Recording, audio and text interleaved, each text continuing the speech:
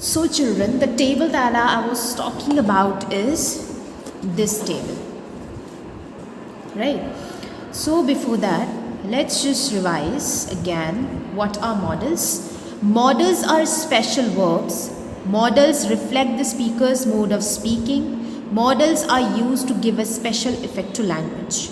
They're used when the speaker wants to be extra polite, tactful, determined, etc. These special verbs are called modals. So, children, the table that I was talking about is this table, where you have a clear picture of each of the model, what each of these models are being used to express what. Okay, so let's just revise first what are models. Models are special verbs which we also call it as auxiliaries. Models reflect the speaker's mode of speaking. Models are used to give a special effect to language. And how it gives a special effect? By being extra polite, tactful, determined. These special verbs are called modals.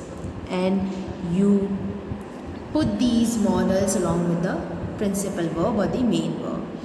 These modals are will, shall, would, should, can, could, may, might, ought to, must, dare, need, have to, used to.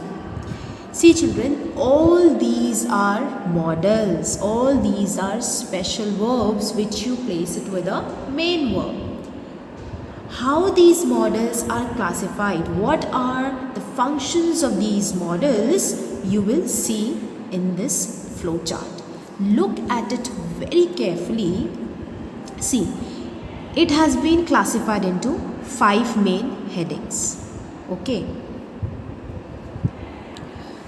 First is ability. If a model has to perform the function of ability, then those models are can or could. Then there are functions called permission, necessity, to show obligation, to show compulsion, to give permission, to show necessity. Then what are the models that are being used? May, can, must, should, have to, need to, ought to. Then where we need to show request or offers, then the models being used are can, could, shall, should, may, might. Functions like probability, likelihood, will, shall, would, should, can, could, may, might. And to show performing the function of conditionals, condition like if, unless plus past participle, that is third form of the verb, plus could or should or would or might. As you can see in these classifications, you must have seen that there are models which are common. There are certain models which perform the same functions, and yes, they are. You need to differentiate it among them. We will be doing how to differentiate. Before that, let's read the table. Here, all the models have been written on the left hand side and the table given on the right hand side, and these are the functions performed individually by each of these models. So shall is used to express all these things in your language. Shall, as you know that shall we use in the future tense, so obviously it is used to express futurity, it is used to express suggestion, insistence, advisability. Should is used to express obligation, advisability, necessity, will used to express willingness, prediction, insistence, request and questions. Would is used to express willingness, habitual actions in past, wish, probability. Can is used to express ability, permission, possibility, request. Could is used to express, because it's the past tense of can, therefore ability in the past, polite request, possibility. May is used to express possibility, formal permission, wish, purpose. Might is used to express possibility, permission, concession. Must is used to express compulsion, obligation, prohibition. Ought to is used to express duty, moral or social obligation. Used to is used to express past habits, existence in past. Need is used for necessity, and dare is for courage. So this is the table that I was talking about. I will be explaining this to you in brief. Let's start. Now look at here, children. Modal verbs. As we have already discussed it in the table, they are can, could, may, might, must, shall, should, will, would, right? Ought to, used to, ought to. They are auxiliary verbs that provide additional and specific meaning to the main verb of the sentence. Modal verb. What are modal verbs? Modal verbs are sometimes referred to as modal auxiliary verbs because they help other verbs. Moving on to the next slide. Mary could play the piano. For example, this is an example. Mary could play the piano. There is subject, right? There is a modal, could, and there is a main verb, play. There are three things here in this particular sentence, where modal will always come before a main verb, that is could, and play is the principal verb. Next, what is the form of the modal?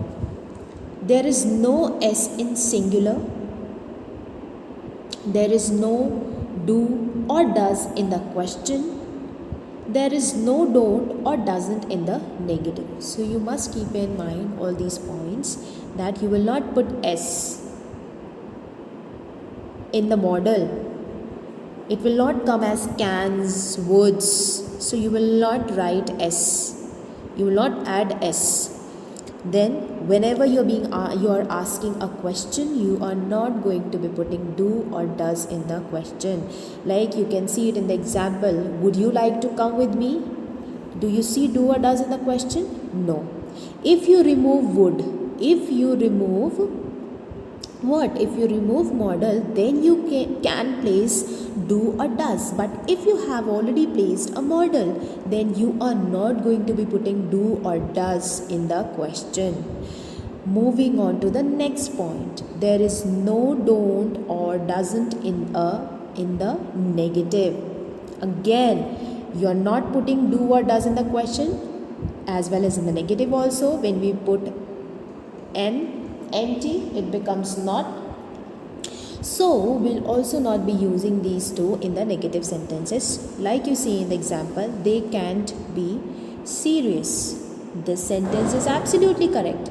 But if you put they don't can be serious, then it's absolutely wrong. It's grammatically wrong. You cannot put don't does in the negative sentence. If there is already a modal, then that's okay, that's grammatically correct. But you cannot place don't, doesn't along with the modal in the negative sentence. Yes, modal verbs do not have infinitives or any ing form. Like infinitives like to can, to must, to dare. So this is absolutely wrong. And if I talk about the ing form, canning, musting, this is wrong. So modal verbs do not have infinitives or ing form. They are followed by, modal verbs are followed by an infinitive without to. So to will not be there with the modal. Modal verbs do not have all the tenses. Modal verbs use other verbs to complete the tenses. Correct. Modal verbs do not have the tenses. For example, if I need to turn can into a past tense, then I would change it into could. But can I change it into future tense? No, not at all. So this is what it means, that modal verbs do not have all the tenses. And if like can is needed to express or to complete the tenses, other form of the tense, then it can be completed with be able to, or must is completed with have to. So in place of can or must, we can use be able to and have to respectively if we want to use other verbs to complete the tenses, as modal verbs do not have all the tenses. Yes. Now, as I've explained you previously, that a particular model has number of functions, right? Depending on the situation, that which function a particular model is performing. They can have more than one meaning, they can perform more than one function. So, to understand it more in a more better way, here it is divided into three. Single concept model, where it has only one meaning or it performs a single function, and second is double concept model, where it has two meanings and perform two functions. And models in the past, they are used to express a situation in the past. See here, there is a clear table here. Single concept models are these: will, might, should, ought to, had, better. That means here in these single concept models that it has only one meaning, one function. Double concept models: may, must, would, shall, could, can. If you go to the previous table, you will find that double concept models are being used in most of the cases, in most of the situations, depending upon it, because it has several functions. Because these models have several functions depending on the situation. And models in the past, may is changed into might, would have, shall, should have, could have, must have. So these are the models used in the past tense. See, again a table, first which shows the models, second which shows the concept, and third which gives you an example of the model. First model, here we are talking about the single concept model, will. Here will is used to express the futurity. For example, Joe will travel to New York next week. So here, what is happening? That Joe will be traveling to New York next week. So here, will performs the function of futurity. It tells us the future of Joe. That Joe will travel to New York next week. He has not traveled yet, but he will be traveling. Next is might. Might has a little less probability than may. For example, I might move to Canada someday. I says that I might move to Canada someday. The probability is very less, but it is there. Probability is still there. So, might. Third is should. Should is here performs the function of recommendation, right? For example, you should go to the doctor.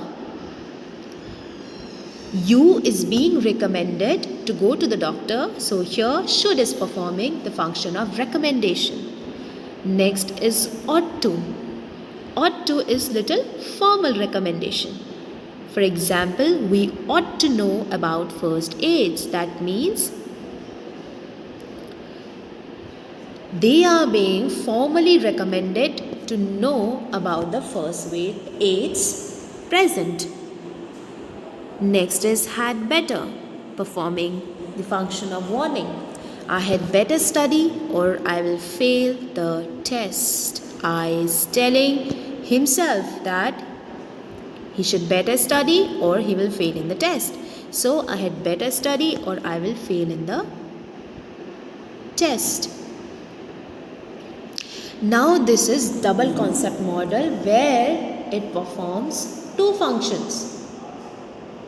But it is possible that a particular model can perform more than two functions. But here it is double concept model. That means it has more functions to perform. For example, may. In the first, may is performing the function of permission, and in the second it's performing the function of good probability. See, might performs the function of little less probability and may performs the function of good probability. For example, may I come in? That is the permission you are asking. And next is we may visit Mexico this summer. That means this particular sentence has a good probability that we may visit to Mexico this summer. Must, performing the function of responsibility and assumption. First example, everyone must pay taxes. That is the responsibility that everyone should feel about it, that to pay taxes. So everyone must pay taxes. Second is assumption. She didn't arrive, she must be sick. Why didn't she arrive? So we are assuming that she must be sick. It is possible or it is not possible, but we are assuming it, and for assumption we are using must. Next is would. Would is being used for the past and for present, which is unreal. For example, when I was young, I would play soccer. Here, the function that would is performing is used to. The person is telling that when he was young, he would play soccer. That means he played it in the past. He's not playing it in the present. So this is one such example. Second example is, I would buy the car but I can't afford it. So the person wants to buy a car but he cannot afford to buy it. So at present, the possession of having a car is unreal for the person. But would can be used to perform the function of present. Unreal, I would buy the car but I can't afford it. Next, shall. Shall is performing functions like educated, expression, offer, and contractual obligation. For example, excuse me, I shall go now. Shall I clean it? So it's like educated, expression, offer. The person is asking to clean the table or the floor because he needs to go. Second is contractual obligation. The company shall pay on January 1st. That means that this is the obligation that the company has to pay because it is based on contract. So the company shall pay on January 1st. That means the company will be paying on January 1st. Second, next model is could, where it performs the function of unreal ability and past ability. Unreal ability. I could go if I had time. The person has the ability to go, but at present it is unreal. He has mentioned a condition because if is present there, he has put up a condition that if he has time, he will go. So I could go if I had time. Next is past ability. She could play the piano, not anymore. Past ability means that she, the female person, could play the piano in the past, but now she cannot play it. So therefore, could has been used to show the past ability of the person. Next is can. Can shows what? Can shows the present ability and permission. Present ability, we can speak English. That means we, the group of people, they can speak English.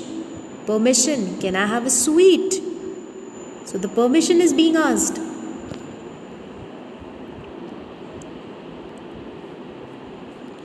So these were the functions performed by each of these models with examples. I hope now you have a better understanding of these models. We will continue this in the next lecture. Till then, watch this video and make the table in your register yourself and write down your